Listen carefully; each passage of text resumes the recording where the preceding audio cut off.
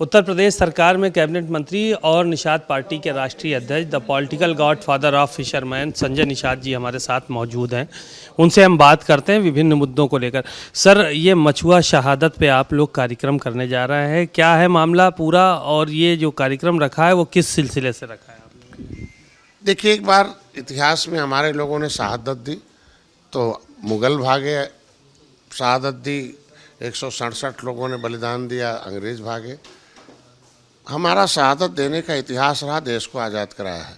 संविधान बन गया, संविधान में अनुसूचित जाति की सूची में सूचीबद्ध मझवार, गौड़, तुरैया, खरवार, बेलदार, खरोट, कोली 7 नामों से अनुसूचित जाति की सूची में सूचीबद्ध है। और ये हमारे लोग चूँकि अंग्रेज़ों से लड़ने के नाते उन्हें क्रिमिनल कास्ट घोषित किया था। देश आज़ाद होने के 5 साल 16 दिन बाद हम आज़ाद हुए। वो डिनोटिफाइड ट्राइब्स के रूप में अंथा समय एंड गैर criminal tribes act inquiry committee 1949-50 कहती है कि ऐसी जातियां जिन्हें अंग्रेज़ों ने कानून बनाकर ज़मीन जायदाद छीना था, क्रिमिनल कास्ट घोषित किया था, उन्हें 74 प्रकार की व्यवस्था दी जाए। ऐसे सभी समूह हमारे अनुसूचित जाति की सूची में सूचीबद्ध हैं।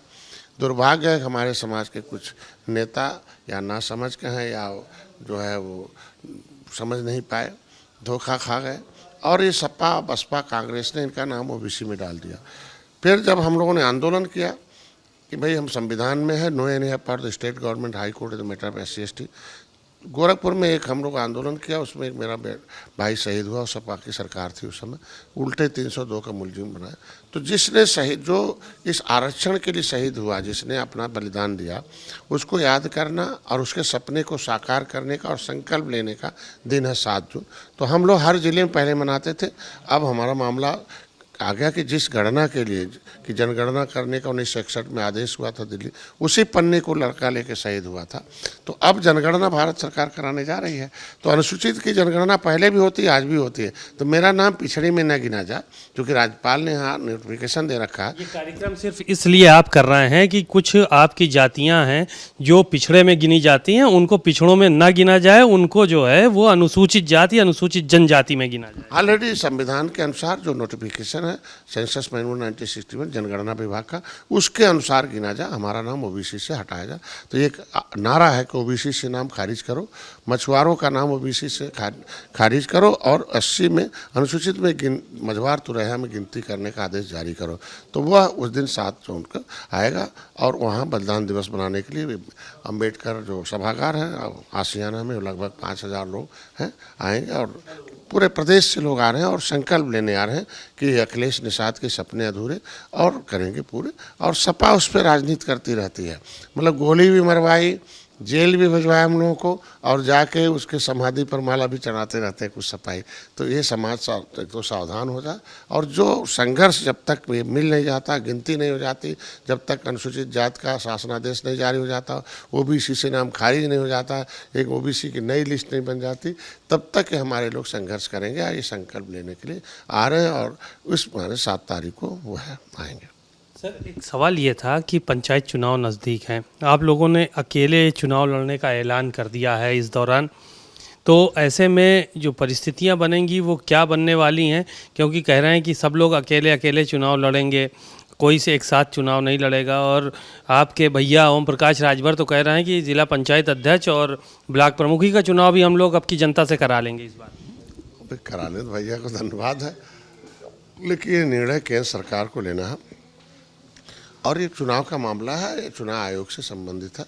ऐसी स्थितियों में हम चाहते हैं कि भैया को इस मामले में उन्हें धन्यवाद दूंगा कि कम से कम उनके समाज के लोग भी अनुसूचित जाति की सूची में तरमाली के नाम से शामिल हैं।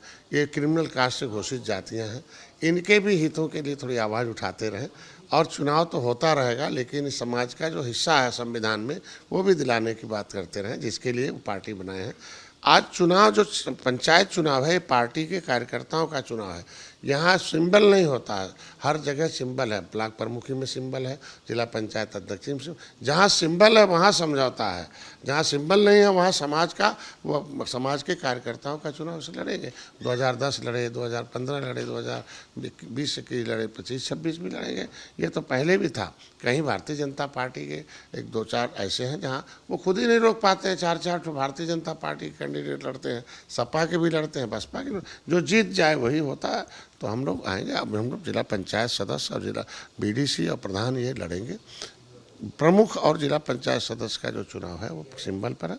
वो हम भारतीय जनता पार्टी को पहले भी समर्थन करते रहे और जो आगामी चुनाव होगा उसमें भी हम समर्थन करते हैं। मायावती जी का कल प्रेस हुई थी, उन्होंने बहुत सारी बातें कही और कहा कि मान्यवर कांशीराम और बाबा साहब भीमराव अंबेडकर के मिशन को कुछ बरसाती मेंढक जो है वो कमज़ोर करने का काम कर रहे हैं।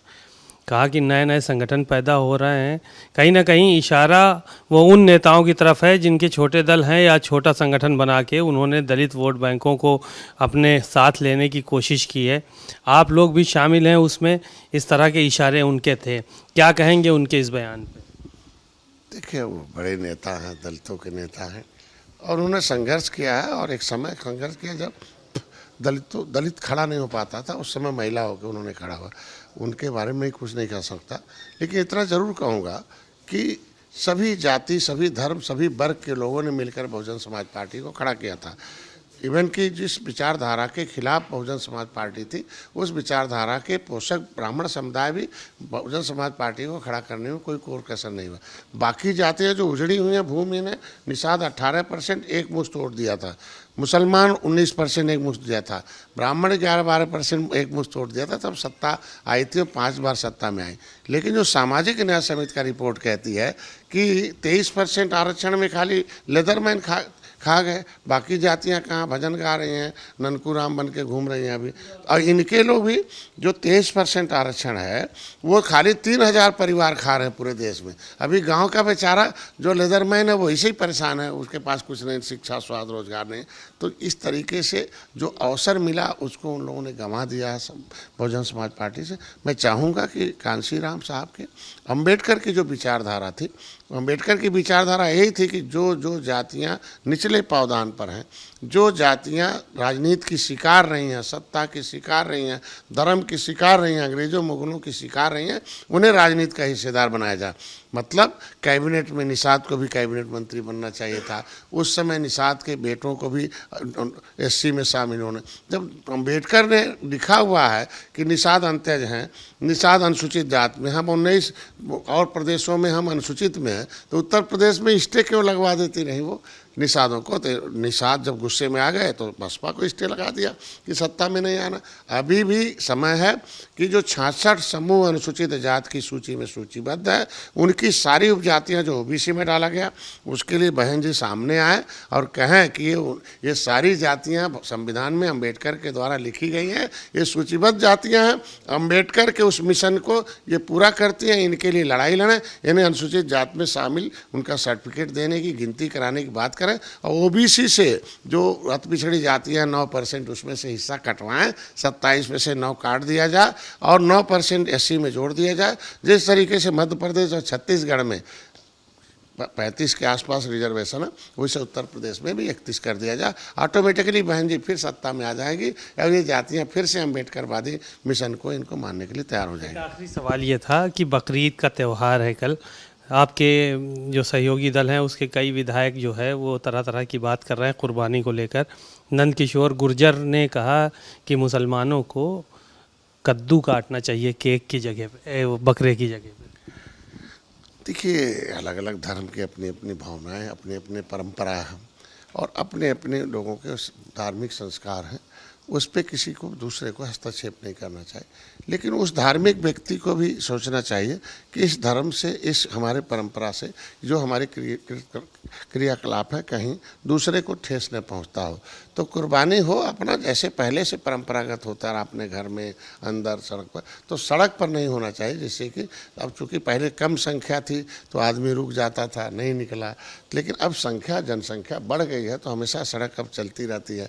तो बहुत लोग हैं जो उस चीज़ से परहेज करते हैं, तो उनके दूसरे की विचारधारा को, दूसरे के धर्म को आहत न करें, अपने धर्म के उस दायरे में रह के मनाएं। मैं तो चाहता हूँ सब लोग, ईद जो होता है ये मिलन होता है। और वैसे कुर्बानी जो होती है नियमतः अपने अंदर छुपी हुई गलतियों को, जो अंदर अहंकार है, द्वेष है, जो उनके अंदर बुराइयां हैं, कुरीतियां हैं, उसकी कुर्बानी होनी चाहिए, न कि किसी की है। लेकिन अब परंपरा चल रही है तो उसमें किसी प्रकार का हस्तक्षेप न, लेकिन प्रतिबंधित जानवर जो है, प्रतिबंधित कानून का उल्लंघन नहीं होना चाहिए, ये मेरे कहने का मतलब है। धन्यवाद। आपने संजय निषाद जी को सुना, बहुत सारी बातें उन्होंने कही और कहा कि प्रतिबंधित जानवरों की कुर्बानी ना हो, परंपरागत तरीके से लोग ईद मनाते हैं वो मनाएं। कैमरामैन रोहित के साथ सीमा नकवी, भारत समाचार, लखनऊ।